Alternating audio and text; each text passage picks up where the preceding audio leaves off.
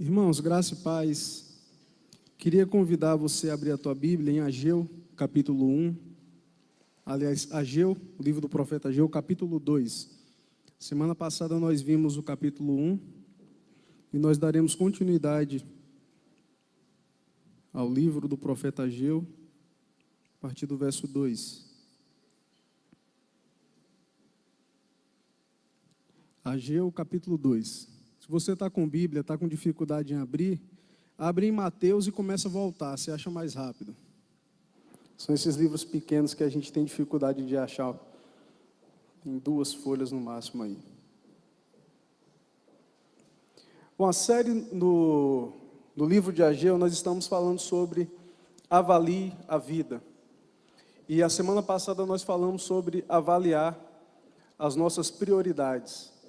O livro do profeta Ageu registra um momento muito importante em que o povo de Deus volta do cativeiro da Babilônia.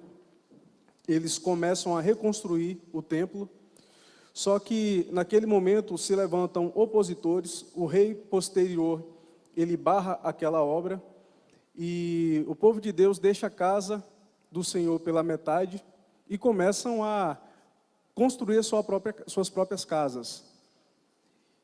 E eles começam a dar desculpa, dizendo que não era tempo de reconstruir a casa do Senhor, que ainda não havia se cumprido os 70 anos de cativeiro. Eles diziam que o Messias era quem tinha que vir construir, de acordo com a profecia de Ezequiel. E eles começaram a dar uma série de justificativas. Nós não temos dinheiro, nós não temos tempo, justificando o abandono da casa do Senhor. E nós concluímos com isso que essa é a mesma desculpa que nós damos, por não nos importarmos com a nossa vida espiritual. A gente dá várias justificativas, inclusive a gente às vezes põe a responsabilidade em Deus na nossa condição espiritual. Uma vez eu conversava com um jovem e ele falou isso comigo: Neilo, mas Deus não é soberano? Deus não é quem faz tudo conforme a vontade dele? Então assim, eu acho que no momento que ele quiser, ele vai me tirar dessa situação, sabe? De indiferença, de pecado que eu estou vivendo. E eu conversando com ele, falei: cara, você está tão distante que até culpa em Deus você está conseguindo enxergar para justificar o teu fracasso espiritual. Mas o fato é que nós precisamos nos atentar para isso. Deus nos libertou do império das trevas e nós temos a responsabilidade de buscar a santificação diária. Nós sabemos que nós nunca chegaremos ao estado de perfeição, né? E Deus não nos cobra a perfeição. Deus nos cobra progresso, e é isso que a gente deve buscar todos os dias. Então, a continuação do texto, a gente lê o capítulo 1, do verso 1 ao verso 11. O verso 12 ao verso 15 nós não lemos, mas fala a respeito da resposta do povo. O povo se anima e o povo volta a trabalhar e a reconstruir o templo que estava parado. E o capítulo 2 vai entrar em um novo momento que o povo começa a experimentar. Eu queria que você acompanhasse a leitura.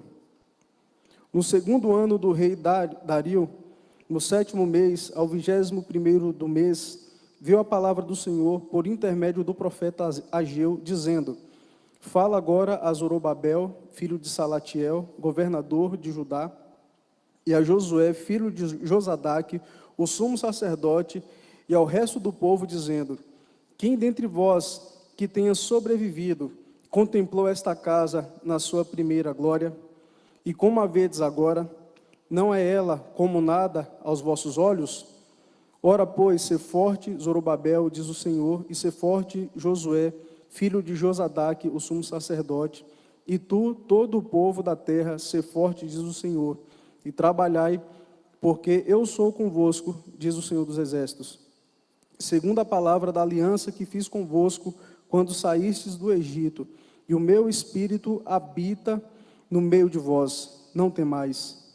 Pois assim diz o Senhor dos Exércitos: ainda uma vez, dentro em pouco, faria abalar o céu e a terra, o mar e a terra seca, faria abalar todas as nações, e as coisas preciosas de todas as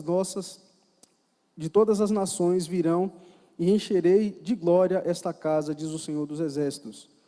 Minha é a prata, meu é o ouro, diz o Senhor dos Exércitos. A glória desta última casa será maior do que a primeira, diz o Senhor dos Exércitos. e neste lugar darei a paz, diz o Senhor dos Exércitos. Amém. Vamos orar mais uma vez? Feche os seus olhos. Pai, nós queremos nos curvar diante da Tua presença e pedir ao Senhor que toque o nosso coração, Pai, que fale conosco, que a Tua palavra seja clara, que a Tua palavra seja direta, que o Senhor derrube do nosso coração qualquer resistência à Tua palavra, ao mensageiro, que o Senhor tenha misericórdia de mim, da minha incapacidade, Deus, das minhas limitações, porque nós sabemos que nada disso é empecilho para que o Senhor fale conosco, Deus, em nome de Jesus. Amém. Então, irmãos, semana passada nós falamos sobre avaliar as nossas prioridades e hoje nós iremos falar sobre avaliar as nossas perspectivas. Ali não apareceu, mas está no outro. Avaliar a nossa perspectiva. Irmãos, o tempo foi recomeçado. Os homens começaram a trabalhar, as pessoas começaram a se mobilizar depois da profecia de Ageu, de Zacarias, porque eles haviam abandonado o templo do Senhor. Mas aquela palavra profética trouxe ânimo para o povo retomar a obra. Aquela palavra profética trouxe um novo combustível para o povo de Deus continuar a reconstruir a casa dele. Só que algo começou a acontecer. Muito chato começou a acontecer. E eu queria que vocês dessem uma olhada aí em Esdras, capítulo 3, verso 12.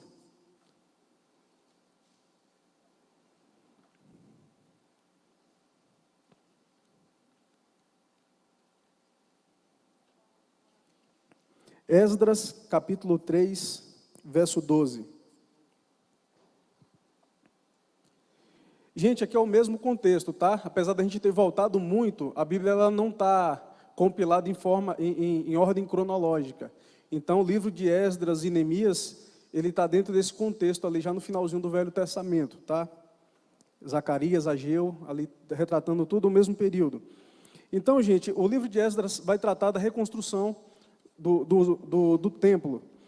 E o verso 12 diz o seguinte, o verso começa no verso 8, né, o capítulo aí, a partir do verso 8 vai falar sobre o alicerce do templo, e o verso 12 vai dizer o seguinte: porém, muitos dos sacerdotes e levitas e cabeças de famílias já idosos que viram a primeira casa choraram em alta voz, quando à sua vista foram lançados os alicerces desta casa.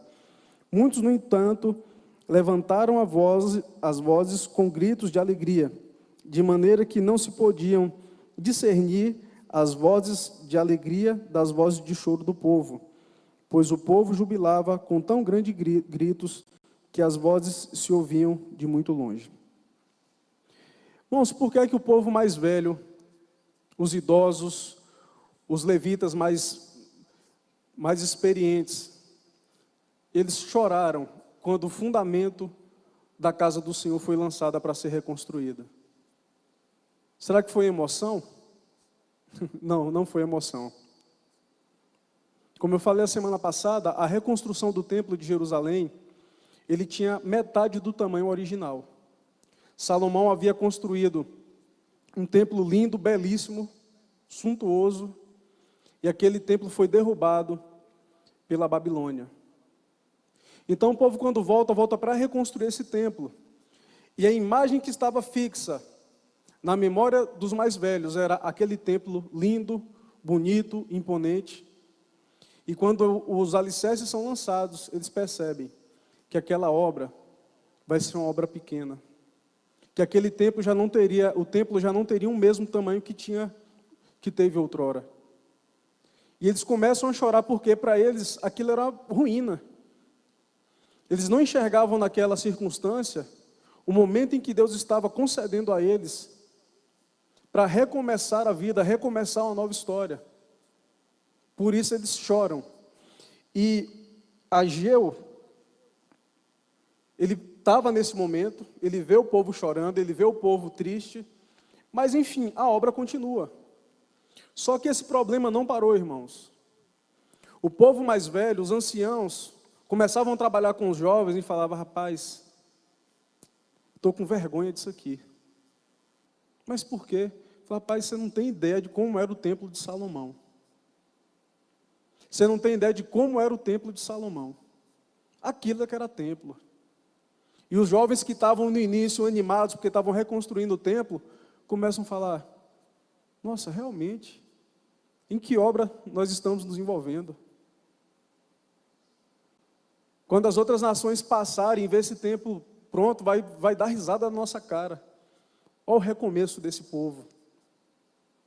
Que tristeza ver um povo que foi tão forte, reconstruir o templo com a metade do tamanho. Gente, só a parte central do templo de Salomão tinha 600 quilos de ouro. Esse novo templo era bem menor, tinha menos joias. E isso começa a afetar o grupo. E chega um momento que o povo para de reconstruir o templo. O povo para de fazer aquilo que Deus havia determinado. O grande problema disso é que o povo de Deus estava preso no passado. E até os novos que não haviam presenciado aquilo começaram a ter uma nostalgia do momento que eles não viveram. E a nossa memória é um problema muito sério, irmãos. Quando a gente prende a nossa mente no passado, naquilo que foi bom, muitas vezes a gente não consegue se animar com o presente que Deus está nos dando. Não é verdade? Quantas pessoas não conseguem ter gratidão a Deus pelo momento que vivem, porque já viveram um momento melhor? Pessoas que foram envolvidas na igreja, foram lideranças, pessoas superativas, e por circunstâncias da vida, deixaram aquele ofício, deixaram aquela responsabilidade, o tempo foi passando, Deus restaurou do pecado, restaurou das dores, das crises, e deu uma nova chance. Só que aí Deus já não colocou a pessoa no pedestal que ela estava, colocou numa coisa simples. E aquela pessoa começa a servir a Deus e não consegue ter gratidão no coração, porque ela fica lembrando de quem ela já foi. Perde a gratidão. Quantos pais de família que quebraram financeiramente, já foram pessoas importantes, o nome era conhecido na cidade, quebraram, faliram, com muito esforço Deus deu a oportunidade de recomeçar a vida. Só que agora a loja é bem menor. Agora a compra tem que ser bem dosada, o orçamento todo fechadinho ali, não pode passar. E a gente começa, ao invés de enxergar com gratidão o momento que Deus está nos dando para reconstruir, a gente começa a se lamentar porque a nossa obra não é como já foi. E o grande problema é que o povo de Deus começou a atribuir o valor do templo, não à presença de Deus, mas à estrutura do templo. Isso é um problema, não é verdade? Irmãos, o que é que deixava aquele templo glorioso? O que é que tornava aquele templo importante no meio de Deus? Era o seu tamanho? Era a quantidade de ouro? Não. O que é que era que deixava aquele templo um diferencial no meio do povo de Deus? Era porque no templo o Deus habitava. E o povo havia perdido essa perspectiva. O povo havia perdido essa percepção de que o tamanho do templo não importava. Se o templo fosse construído 4 vezes maior do que o templo de Salomão, mas ali não descesse a glória de Deus, aquele povo não ia talvez sentir tanta falta. Porque eles estavam tão presos na estrutura do templo que eles não enxergavam que o que dava dignidade e glória àquele templo era a presença de Deus. E Ageu começa falando justamente disso. O verso 13 fala sobre isso. Quem dentre vós que tenha sobrevivido contemplou esta casa na sua primeira glória? Então Ageu começa a falar: quem de vocês aqui que estão vivos, claro, né? Não ia falar para quem estava morto, mas quem de vocês que estão aqui viram o primeiro templo? É o que ele está falando. Vocês viram o primeiro templo? E como a vedes agora, Não é ela como nada aos vossos olhos? Até o próprio Deus concorda. Até o próprio Deus está dizendo, realmente esse templo não chega nem aos pés do templo de Salomão. Só que vocês estão tristes pelo motivo errado. E Deus começa a mostrar coisas dentro daquele contexto que o povo não enxergava. Primeira coisa que Deus mostra, que Deus é quem dá a força ao povo. O fator externo foi o que estava minando as forças daquele povo. O verso 4 vai falar sobre isso. Ora, pois, ser forte Zorobabel, diz o Senhor, e ser forte Josué, filho de Josadaque, o sumo sacerdote. E tu, todo o povo da terra, ser forte, diz o Senhor, e trabalhai, porque eu sou convosco, diz o Senhor dos exércitos. Primeira coisa que Deus fala, busquem em mim a restauração da força de vocês. Sejam fortes, porque vocês estão olhando esse templo pela perspectiva errada. E essa perspectiva errada está minando o coração de vocês. Vocês não conseguem trabalhar com alegria, vocês não conseguem trabalhar com gratidão, porque vocês estão olhando para o templo de forma equivocada. O tamanho do templo não é o problema. Por isso vocês precisam trabalhar, vocês precisam ser fortes. E quantas vezes, irmãos, nos faltam forças para continuar? Quantas vezes nos faltam força para nos manter de joelho ali, orando pela nossa família, orando pelo filho que está se perdendo, pelo casamento que não está bom, pela situação financeira que parece que nunca melhora. E essas coisas externas começam a minar a nossa força. A gente começa a questionar o amor de Deus, a gente começa a questionar os planos e os projetos de Deus, porque a gente começa a olhar muitas coisas por aquilo que é externo, por aquilo que a gente consegue ver. E a palavra de Deus é, sejam fortes. E interessante porque Ageu ele se dirige primeiramente aos líderes, Zorobabel e Josué, o mestre de obras, o engenheiro e o sacerdote. Sejam fortes vocês. Então por isso é importante, irmãos, a liderança da igreja ser forte, o povo de Deus ser forte, porque nós passaremos por momentos difíceis, já temos passado por momentos difíceis, em que aquilo que é externo começa a minar a nossa força. Mas nós não podemos parar a reconstrução, porque é uma ordem de Deus para nós. Amém? Terceiro lugar, Deus confirma a presença do seu Espírito no meio do seu povo. Verso 5. Segundo a palavra da aliança que fiz convosco quando saístes do Egito, o meu Espírito habita no meio de vós, não temais. Deus habitava no meio do seu povo, no templo. E Deus não colocou condição a respeito disso. Deus não falou, se esse templo não ficar bonito o tempo todo, eu não descerei, eu não farei presença minha no meio de vocês. Certamente havia essa dúvida no coração do povo.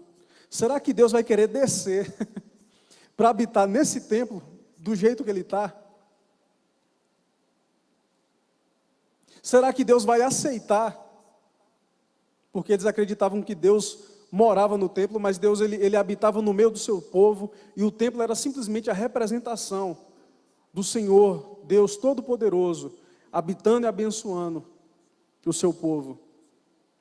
Então talvez havia essa dúvida no meio do povo do Senhor. Será que Deus vai gostar dessa casa? Será que Deus vai querer morar nesse lugar? Mas a palavra de Deus foi que Ele habitaria no meio do seu povo para sempre.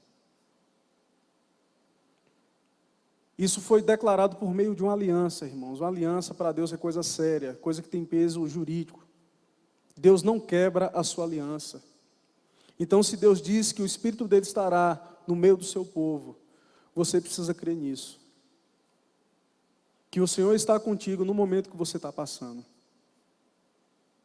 Que o Senhor permanece ao teu lado, mesmo quando a tua vida espiritual não vai bem, mesmo quando o teu casamento não vai bem, mesmo quando as tuas emoções não vão bem. Deus, Ele permanece conosco. Nós temos a tendência de associar a tribulação à ausência de Deus.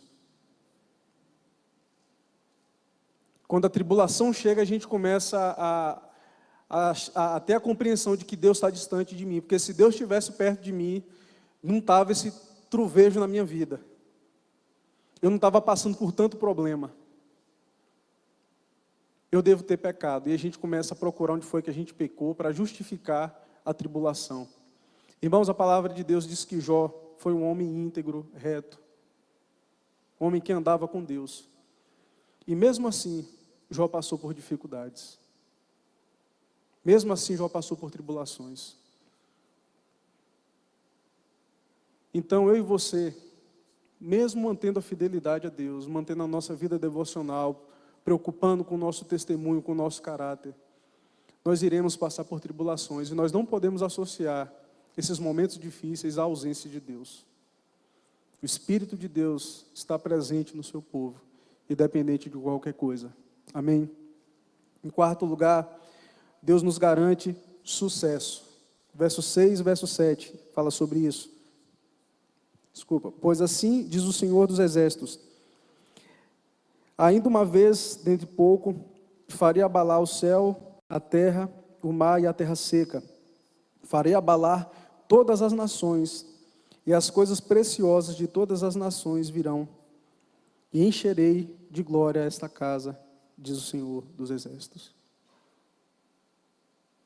Ou seja, Deus está aqui dando garantia de vitória.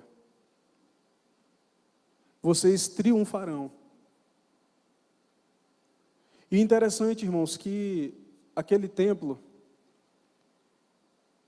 que simbolizava essa presença de Deus no meio do seu povo, ela foi tão mal compreendida, que no ano 70, interessante, né? O templo foi destruído, o povo ficou 70 anos no cativeiro, e no ano 70, depois de Cristo, aquele templo foi destruído novamente pelo general Tito.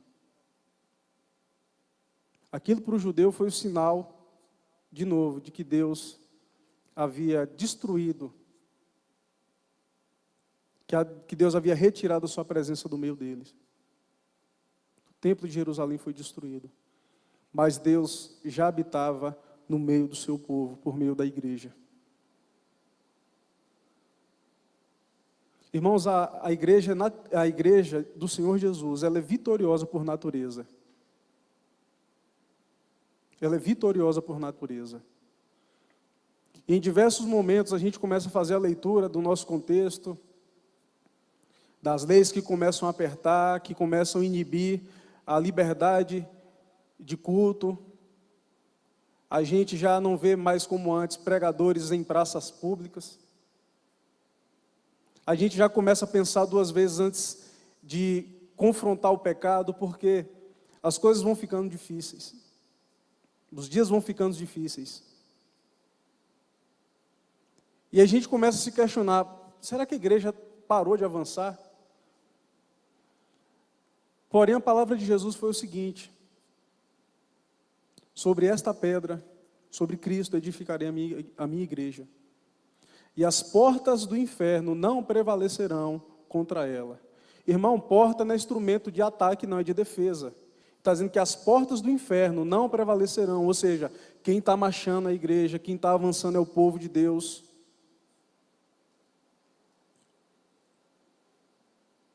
E eu acho que a melhor expressão para essas lutas que nós vivemos, de fato, é a expressão batalha espiritual. Não na forma neopentecostal, como a gente vê muitas vezes. Mas porque nós vivemos batalhas, irmãos. A gente sabe que as guerras são feitas de batalhas, pequenas batalhas ali, aqui, ali. Mas Cristo na cruz, Ele já venceu a guerra. Quando os Estados Unidos venceram a União Soviética, a Alemanha, no período da Segunda Guerra Mundial, eles já haviam vencido a guerra, mas haviam pequenos pontos de resistência, campos de concentração que precisavam ser invadidos. E chegou um momento que a guerra, mesmo vencida, o povo precisava continuar progredindo e lutando. Essa é a situação do povo de Deus. Nós já vencemos a guerra, mas nós estamos ainda conquistando aquilo que Deus já nos deu por meio das batalhas. Então, o crente precisa ter essa consciência de que as nossas lutas já foram vencidas por Cristo Jesus. E a pergunta é, se já foram vencidas, por que é que a gente está sofrendo? Passando por elas. Porque elas foram vencidas e agora Deus está usando essas tribulações para moldar o nosso caráter. São instrumentos de Deus na nossa vida, para promover a nossa fé. Nada irá separar o povo de Deus do seu Senhor. Porque essas batalhas já foram vencidas. E essa é a garantia que Ageu está dando para o povo. Continue, porque o Espírito de Deus está no meio de vós. Amém. Sexto e último lugar,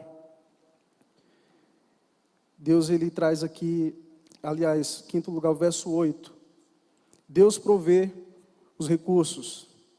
Minha é a prata, meu é o ouro, diz o Senhor dos Exércitos. Ou seja, o povo estava preocupado com o tamanho do templo, o povo estava preocupado em como eles iriam ornamentar o templo. Nós não temos ouro, nós somos uma nação que está saindo do cativeiro. Como a gente vai conseguir embelezar esse templo para chegar mais ou menos comparado ao que Salomão fez numa época em que o reino do Senhor, o rei de Israel, o povo de Deus estava vivendo um momento ímpar na sua condição política. Salomão era um homem extremamente habilidoso com as finanças. Ele conseguiu construir um patrimônio religioso que dava orgulho a todo o povo de Deus. E o povo preocupava. Nós nem temos rei. Como é que a gente vai conseguir embelezar esse templo? Mas Deus fala, meu é o ouro, meu é a prata. Irmãos, os recursos que nós precisamos para avançar, é Deus que provê. Vem de Deus. E é bom isso, porque isso prova o nosso coração. Isso prova a nossa confiança em Deus. Quantas vezes eu já cheguei em momentos em que eu olhava para a minha capacidade, e isso, eu continuo vivendo isso constantemente no ministério, que eu falo assim, Deus, eu não tenho habilidade para conseguir resolver isso. Deus, o Senhor sabe que eu sou limitado, eu nem sei porque é que o Senhor me chamou para o ministério. Mas uma coisa eu sei. Esse problema vai ser resolvido e o teu nome vai ser glorificado, porque eu sei que foi o Senhor e as pessoas saberão que foi o Senhor. Então os recursos para restaurar o casamento, o recurso para restaurar a nossa vida espiritual, o recurso para nos reestruturar, isso vem do Senhor, e nós precisamos crer nele. Nós precisamos crer na provisão de Deus em nossas vidas. Nós precisamos crer que o tempo de Deus, ele é perfeito. Uma frase que um colega meu sempre falava, e eu carrego essa frase comigo, Deus, por mais que demore, ele nunca chega atrasado. Ele nunca vai chegar atrasado, ele nunca vai trazer o teu amparo de maneira que já não adianta mais. Claro que nós confiamos num Deus soberano que age conforme a vontade dele, e isso tem que estar muito claro dentro de nós, que o nosso Deus é soberano, ele faz conforme ele quer. Ele permite a gente passar a tribulação que ele quiser que passemos, o tempo que ele quiser que passemos. Mas nós não podemos desesperar, porque o recurso vem de Deus. Amém? Em último lugar, a palavra de Deus para o povo dele é: mude as suas perspectivas. Verso 9 fala sobre isso. A glória desta última casa será maior do que a primeira, diz o Senhor dos Exércitos. E neste lugar darei a paz, diz o Senhor dos Exércitos. Irmãos, Deus está concluindo essa mensagem aqui para o povo, dizendo o seguinte: parem de enxergar o templo de maneira equivocada. vocês precisavam estar preocupados com a minha presença no meio de vocês. E a minha presença no meio de vocês não está condicionada ao tamanho desse templo. E Deus fala, a glória da segunda casa será maior do que a primeira. E sabe o que é mais interessante? Deus não está se referindo àquele templo. O que Deus está dizendo é, o meu Messias virá. E Cristo é a maior manifestação da glória de Deus que nós podemos ter.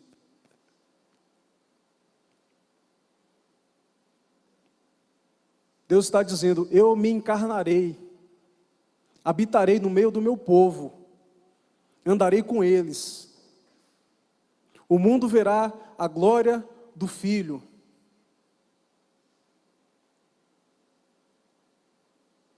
E quando esse Filho voltar para sentar ao meu lado, o mundo verá a glória do meu Filho nos meus filhos, em nós.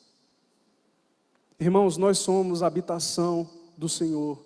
A igreja de Deus, ela carrega em si a glória que habitava no meio do povo, na figura do templo. Irmãos, isso é algo extraordinário que a gente às vezes não tem ideia. A gente perde a noção do que é Deus habitando em nós. Quando a glória de Deus enchia o templo, as pessoas choravam, as pessoas se quebrantavam diante da presença de Deus, porque Deus estava se manifestando no meio deles.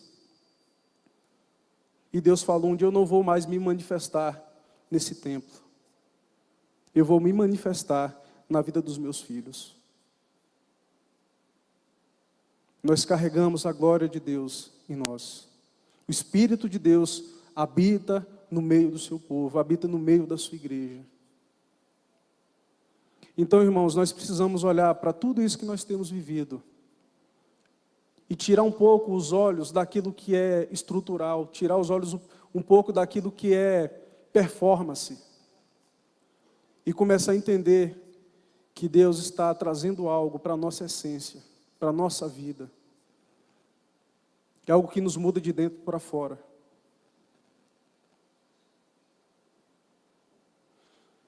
Então, a palavra do Senhor para o seu povo vai chegar uma hora que esse templo não vai ter mais função nenhuma. E a glória da segunda casa será maior do que a primeira.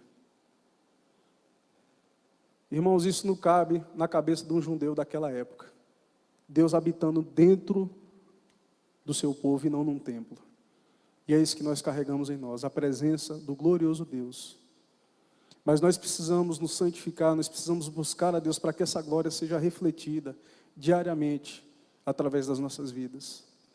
E é por isso que nós precisamos clamar ao Senhor dia após dia, Senhor, me santifica, Senhor, me ajuda a mudar o meu caráter, me ajuda a mudar a minha maneira de agir, a minha maneira de pensar, os meus sentimentos, para que a Tua glória seja refletida e seja resplandecida através da minha vida. Amém?